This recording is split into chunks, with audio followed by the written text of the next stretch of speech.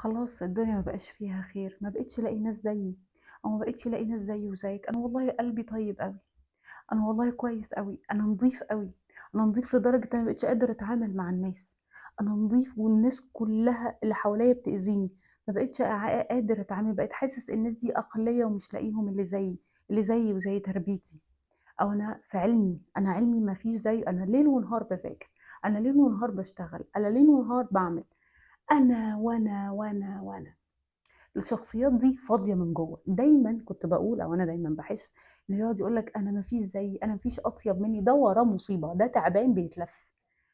وخصوصا بقى لما يحب يجامل حد، مش ان الناس كلها مش زيي وزيك، ده وراه مصيبه عليك انت شخصيا. لأنه هو أصلا مش مدرك، هو شايف نفسه أعلى من الناس، وبيحاول يوهمك معاه إن هو أعلى من الناس. الشخص ده ما بيعرفش يتعامل مع أي حد، كل اللي يقدر يعمله إن هو إيجو ينفخك أو يطمعك. يطمعك قد إيه هو طيب وحنين وبيضحك عليه، فخدني معاك أنا مش هأذيك.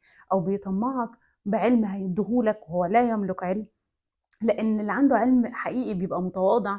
أو يطمعك بفلوس، أنا وفلوسي، أو يطمعك بسلطة، أنا سلطتي وأنا طول الوقت أنا، وبيتكلم عن نفسه، يا بطيبته، يا بأخلاقه، يا بفلوسه، يا بنفوذه، يا بأي حاجة. المهم بيحاول إن هو طول الوقت يزكي نفسه عليك. في الآخر أنت مش هتلاقي هنا غير المصيبة.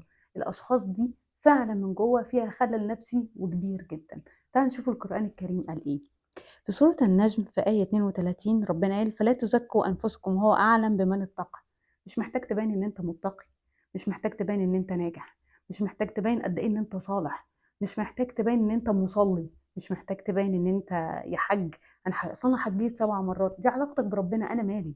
مش لازم كل كلمتين تبين لي قد إيه إن أنت بتصلي وقد إيه إن أنت بتسبح وقد إيه كذا. ده شو دايما الناس اللي بتتاجر بالدين، والله العظيم ما في مرة غير في حياتي الشخصية أو في شغلي في الجلسات إلا وراه مصيبة.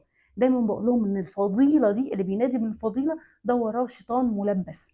دايما خلي بالكم، وربنا هو اللي كمان قال كده. كان معاكم دينا البكر.